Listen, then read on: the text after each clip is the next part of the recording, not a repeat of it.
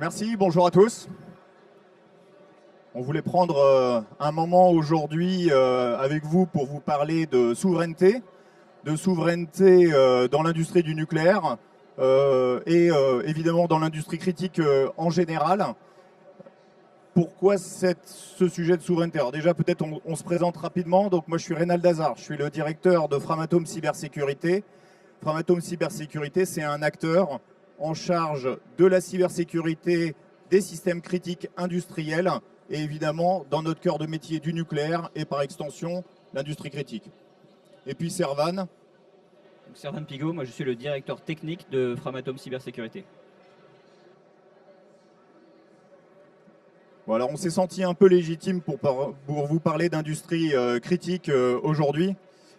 Juste pour replacer un peu notre contexte, vous avez ici une centrale nucléaire de 1600 MW. D'un côté, un réacteur nucléaire et un îlot nucléaire qui produit donc la vapeur à partir de la réaction. Cette vapeur qui est transmise ensuite dans l'autre partie du bâtiment qui est l'îlot conventionnel où la turbine vient produire l'électricité. Donc vous vous doutez que cet ensemble-là,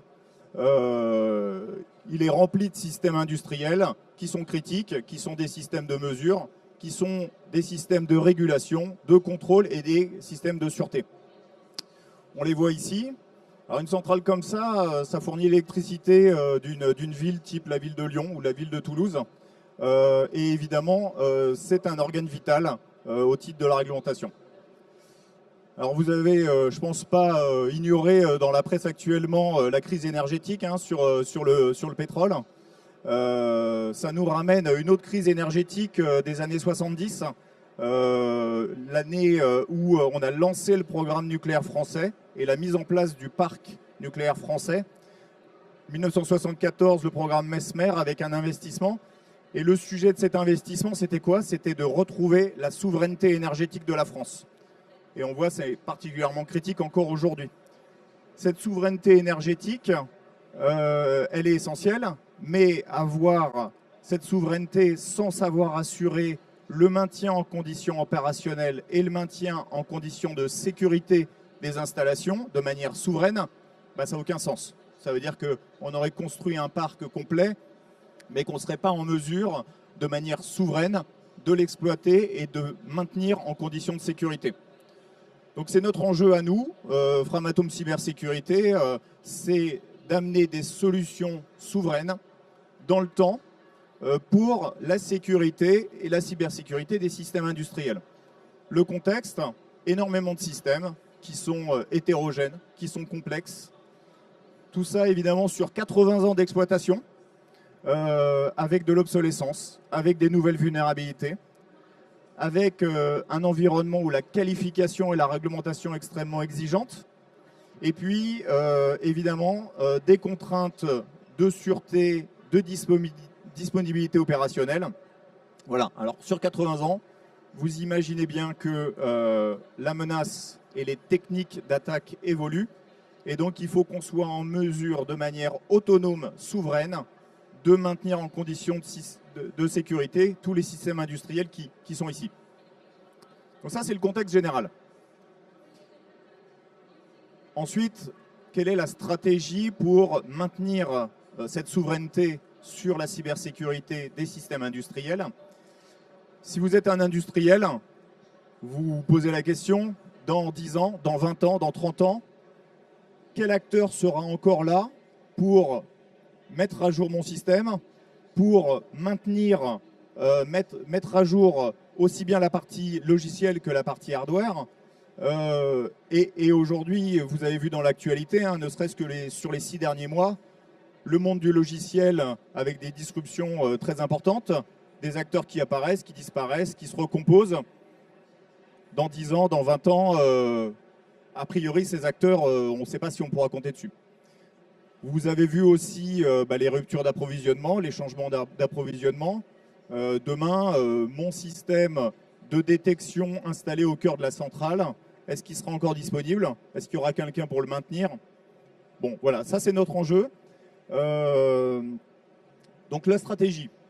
Déjà, première stratégie, il faut être propriétaire de la conception des systèmes. C'est notre rôle, hein. On conçoit par nous-mêmes, on est propriétaire et on maintient la compétence dans la durée. Il faut maîtriser les briques technologiques clés et les développements. Donc ça veut dire avoir le software chez soi et savoir le maintenir. Encore une fois, on parle de 80 ans. Donc il va falloir faire évoluer ça au cours du temps. Maintenir l'expertise. Framatome Cybersécurité, c'est 265 personnes qui font de la cybersécurité pour les systèmes industriels. Et nos obligations, elles sont dans la durée auprès de nos clients. Et donc, voilà, il faut maintenir cette compétence. Maintien aussi de la chaîne d'approvisionnement.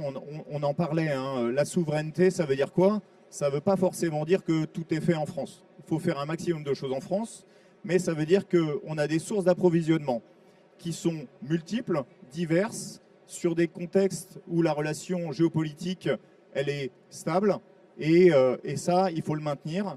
Donc, capacité à opérer sous plusieurs juridictions de manière souveraine, ça, c'est vraiment l'élément clé. Ça veut dire que demain, vous revenez nous voir dans 30 ans, on n'a pas de contraintes juridiques pour adapter le système, le mettre à jour et continuer l'opération. Voilà. Donc, aujourd'hui, nous, nos obligations contractuelles et notre obligation sociétale, c'est d'être là sur la durée de vie de la centrale, 80 ans, voire plus, et de maintenir le maintien en conditions de sécurité des systèmes. Voilà. On va vous montrer un cas concret, là, Servan, avec un système de détection de la menace.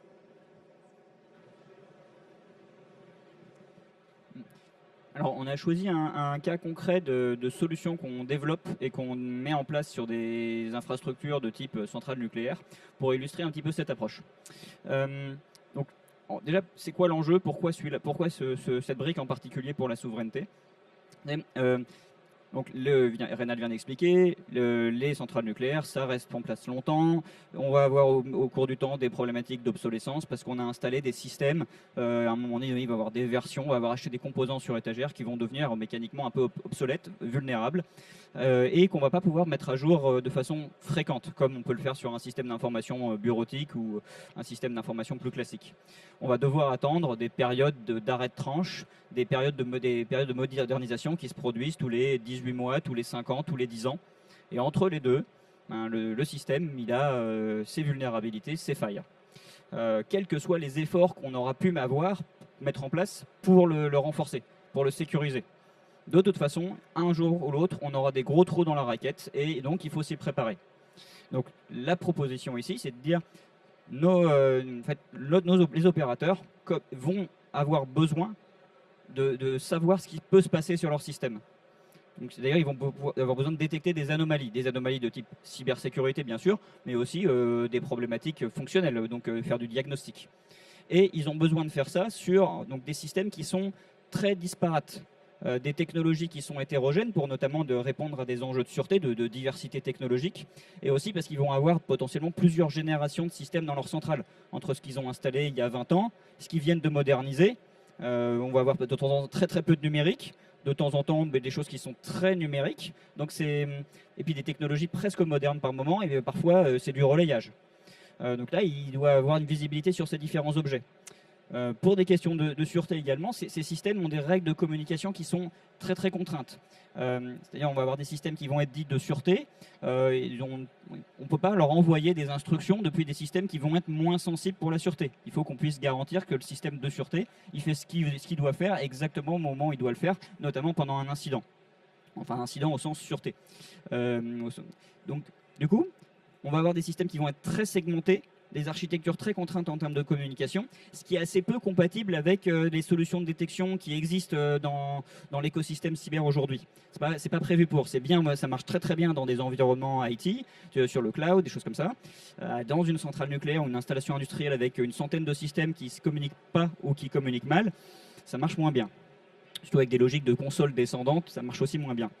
Donc, nous, l'idée, c'est de dire, on va sur toutes les typologies de systèmes qui peuvent exister avec du numérique, à la fois sur l'îlot nucléaire avec des systèmes qui sont très proches de la sûreté, et également sur d'autres systèmes qui vont être pas importants pour la sûreté, mais qui vont être importants pour l'opération.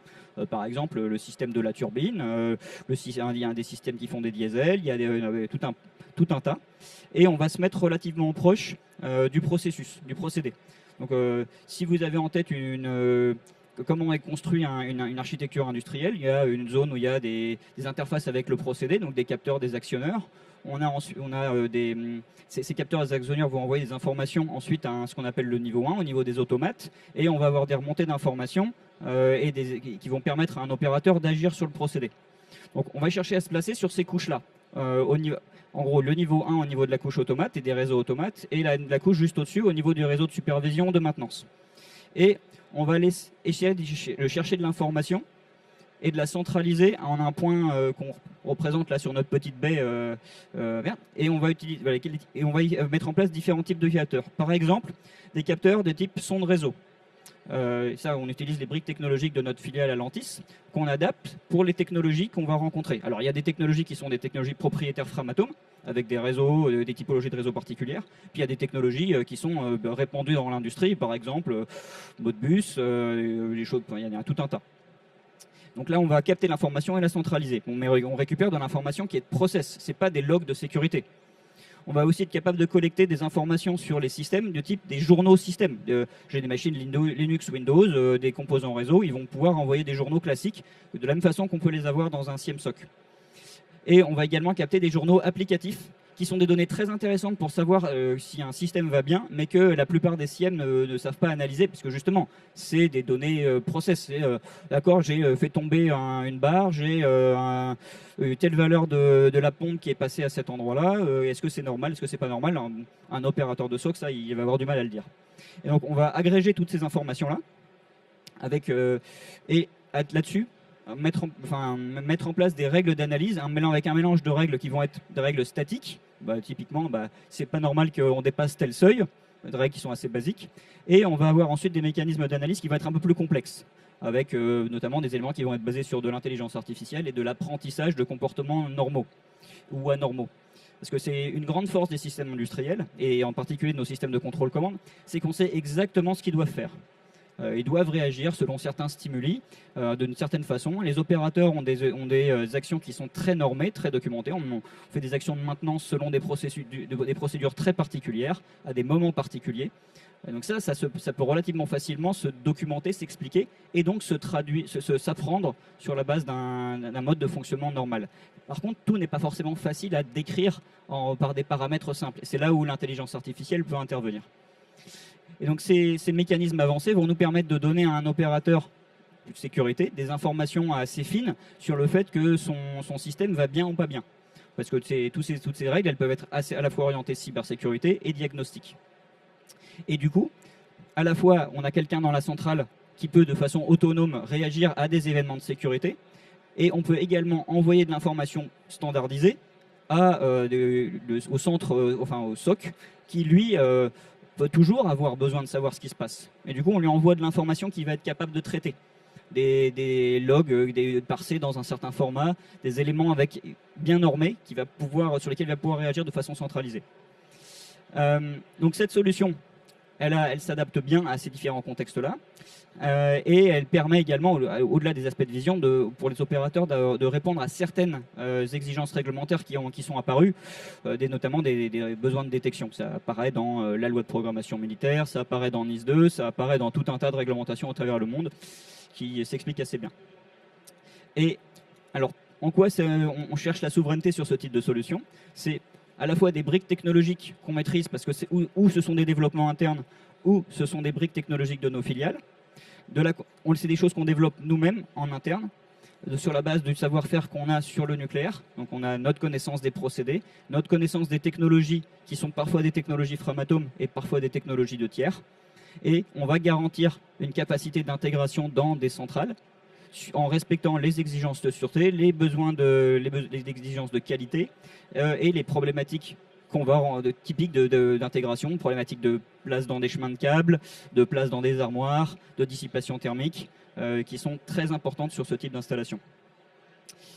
C'est quelque chose qu'un objet qu'on va pouvoir déployer sur à la fois des environnements français, mais également des environnements à l'international chez d'autres opérateurs que l'opérateur historique français. C'est quelque chose dont on est complètement propriétaire. Et donc pour illustrer la chose, je vais vous montrer quelque chose, une démonstration extrêmement simplifiée de qu'est-ce qu'on cherche à détecter. Donc ne voyez pas ça comme une démonstration produit, hein, c'est en gros une simulation d'une attaque sur une turbine. On essaie de faire varier le comportement de la turbine en envoyant des ordres qui sont inattendus, on va dire, et montrer qu'est-ce qu'on va chercher à capturer comme information.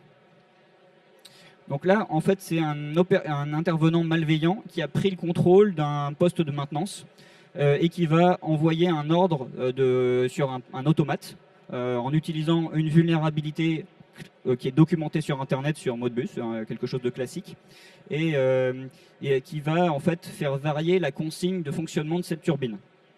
Donc on est vraiment dans en fait, quelque chose qui pourrait ne pas être perçu comme une action malveillante, parce que par de l'analyse système classique, mais qui sort complètement des gammes de fonctionnement. Et ce que je vais vous montrer, c'est ce qu'on va capturer comme type d'information et qu'est-ce qu'on va analyser. Alors. Donc de façon très subtile, vous allez voir qu'on a appelé notre attaque attaque turbine.py, enfin, c'est un script Python qui s'exécute sur une machine. Donc bon, on pourrait le détecter quand même dans ce cas particulier, mais un attaquant ferait ça de façon beaucoup plus subtile, sur une durée beaucoup plus longue. Donc évidemment, il ne laisserait pas de traces comme je le fais là. Et donc, une fois qu'il a fait ça, qu'est-ce qu'on voit apparaître sur notre petite interface? Donc, ça, c'est typiquement une interface de SIEM. Hein. On a notre machine de maintenance, là, qui est passée au rouge. Elle était noire, elle est passée au rouge. Parce qu'en fait, il y a quelque chose qui s'est exécuté dessus, qui était imprévu. En l'occurrence, un script. Cette machine, normalement, elle n'exécute que des outils classiques de maintenance. Et là, il y a quelque chose de complémentaire.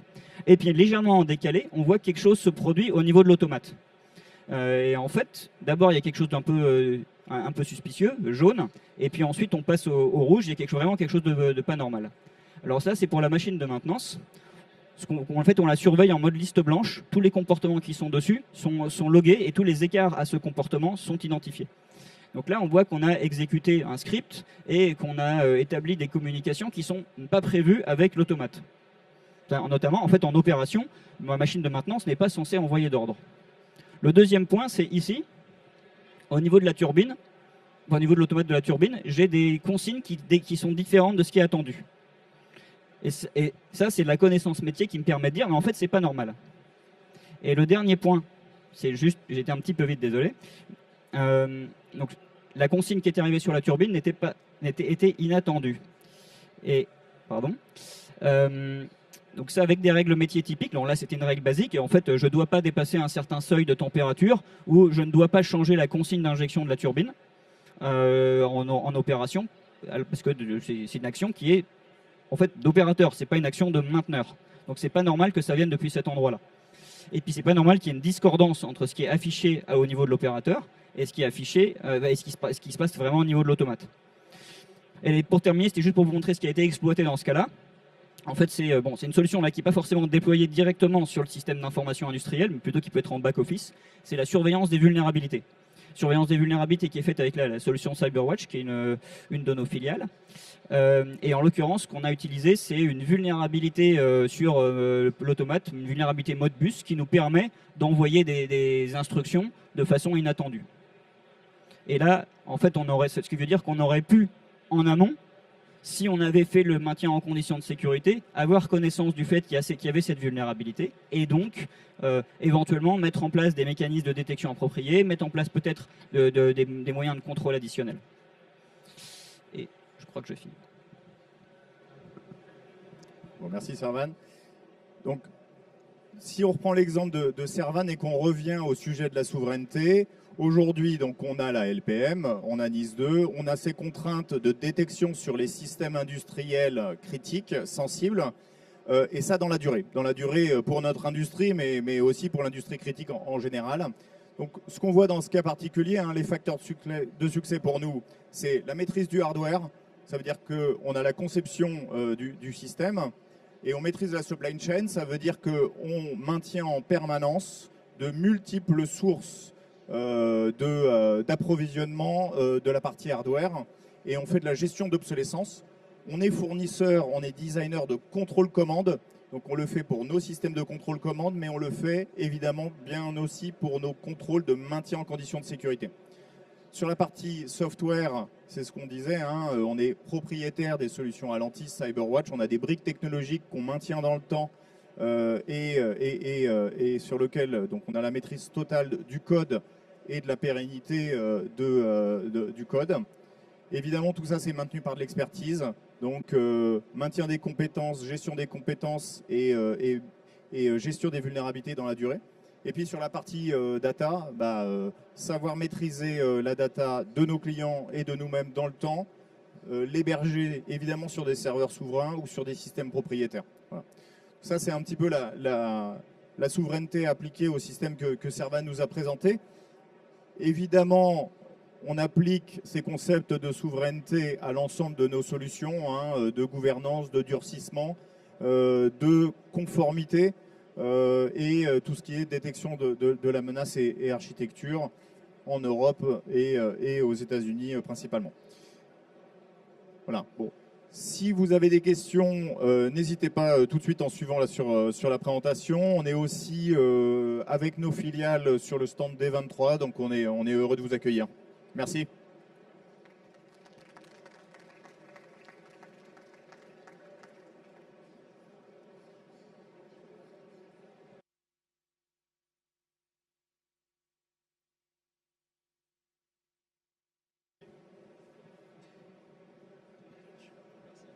Bonjour. Vous nous avez montré le cas assez simple, on va dire, de détection d'une déviation d'origine cyber d'un fonctionnement normal. On peut avoir aussi une déviation du fonctionnement normal du fait d'un transitoire incidentel, accidentel, qui n'a rien à voir avec la cyber, mais plutôt une origine, on va dire, sûreté. Comment vous faites au niveau de la détection, du filtrage des événements, de l'entraînement, etc., pour faire la différence entre les deux? Est-ce que vous entraînez vos règles sur de la CIA, par exemple? Il se trouve on dispose d'un certain nombre d'environnements industriels représentatifs sur lesquels on peut simuler, reproduire des comportements qui sont considérés comme attendus, y compris des éléments de diagnostic, ou y compris des anomalies, des transitoires, des choses comme ça. Donc dans nos phases d'apprentissage, dans nos phases de reconnaissance, on va jouer des cas qui sont normaux et des cas qui sont anormaux, pour mettre au point, et puis avec des différentes origines, pour justement mettre au point les jeux de règles et les algorithmes en question. Mais effectivement, c'est un cas très... c'est vraiment le nerf de la guerre, de réussir à faire cette distinction. Après, le point le plus important, c'est quand même de détecter qu'il y a une anomalie. Et si certains éléments sont mal qualifiés, mais qu'on arrive quand même à voir que c'est des anomalies, l'opérateur aura une capacité de réaction qu'il n'aurait pas eu par ailleurs. Donc il y aura sûrement au cours de la durée de vie de la centrale, en fait, des évolutions dans les règles de détection. Et c'est d'ailleurs un des éléments qu'on souhaite vraiment, c'est que là où tout le reste du système et des systèmes sont très statiques, c'est que ces règles, ces algorithmes puissent évoluer au cours du temps, indépendamment justement du cycle de mise à jour des systèmes. C'est-à-dire que si en fait il y a des nouveaux phénomènes qui sont découverts sur une technologie qui n'avait jamais été vu auparavant, ce qui arrive sur les centrales nucléaires au cours de 20-30 ans d'exploitation, que en fait, le retour d'expérience puisse être pris en compte et réintégré, réinjecté même si on n'est pas enfin qu'on soit en arrêt de tranche ou pas en fait, et qu'on n'attende pas la modernisation suivante pour le faire.